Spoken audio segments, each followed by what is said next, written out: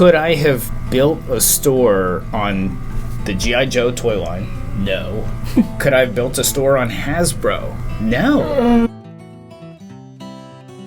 Moving on to what these companies sell, how Lego is different from Hasbro, Mattel, another huge company. We're probably not going to talk too much, but Bandai Namco is a huge player in the toy market internationally. We don't talk about that much because it's a Japanese company, but it is up there. Lego pretty much sells one thing. Well, it's interesting because Lego sells one thing and everything at the same time.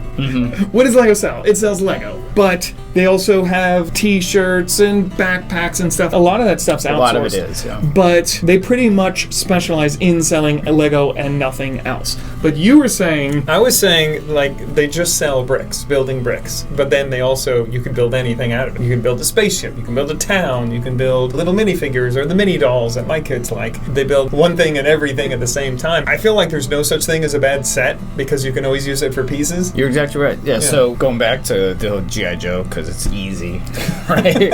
Or Hasbro. We have about an 8,000 square foot building that our store takes up, plus we have warehouses and stuff like that. Could I have built a store on the G.I. Joe toy line? No. Could I have built a store on Hasbro? No. They just don't have enough products. Yeah. Same thing with Mattel. I don't think I could fill this store up with Mattel products. Lego, yes. Yeah. All day long. What is it about Lego? For one, it's collectible.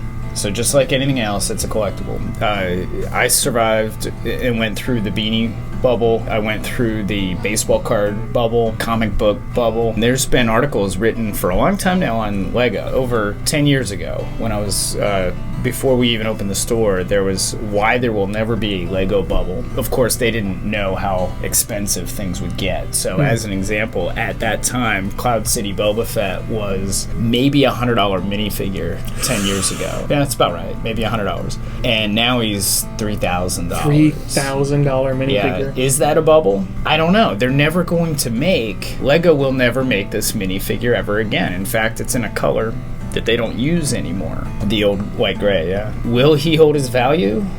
Yeah, as long as the demand is there, and the demand is there. Lego is extremely collectible, so that keeps the value up there. But the other thing is Lego limits the production run. The Lego sets on the shelf at Walmart, they're there for like not even a year now. And they're clearancing them out and getting rid of them and bringing in a whole new line. Quite often, it's the same set. You know, it's like another Lego City race car. Yeah. You know? But there are actually different pieces. It's different instructions, a different set number. Different colors sometimes. Yeah, whereas I've seen action figures, Hasbro, Mattel products on the shelf for years at a time. It's that modularity, I think. The set itself may not be valuable, but the fact that it's made of Lego still makes it valuable because you can use it for anything else. And it is an art medium, you know, so people use it for gifts, to make custom creations for people. It's not just a 2D art form, it can be a 2D art form, it can be a 3D art form. You could have a whole gallery based on Lego artwork. How long does it take them to produce one set? I'm just assuming, and tell me if I'm wrong, that the turnaround time is pretty short because the bricks are already there. And unless they need a new color or a new brick, they're able to put it together. Well, today quickly. Almost all the Lego sets do have relatively exclusive pieces, or at least a line of sets. So like Ninjago, for example, will come out with a new Ninja hood for that season, and then they'll discontinue it the next season. Yeah. I'd say close to a year, based on the Lego Ideas sets. Okay, I was thinking... Yeah.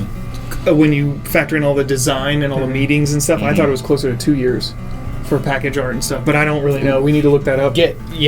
Going back to all the planning and everything, if you want to do that, then it could be 2 years, but as quickly as a year. Okay, because I would think it would be less, because to make these, it takes them about a year. Of course, they're using an old body, a tried and true, tested moving system. They just have to change the molding and everything. A Transformer takes an extra 6 months, just because every single one is different. When you're getting action figure, you kind of know what you're in for, because they're all pretty much the same, they just look different, but a Transformer, it's different every single time. It's on the same skeleton Yes. that all Yeah. the guys are built on. Yeah, And same he might- articulation. He might have different shoulders. He might have different pants. The internals are all the same. Yeah. 99% of all Transformers are brand new, ground they're zero, completely built up. redone. Okay. Whereas I was thinking with Lego, it might take them maybe only 10 months or 8 months. Kyle, would you just list some of the things that Hasbro sells, the different properties they sell? This gosh. might surprise you. Just Fisher Price, a lot of the games, Magic the Gathering, Dungeons and Dragons, Dungeon and Dragons, Avalon Hill, My Little Pony, Transformers,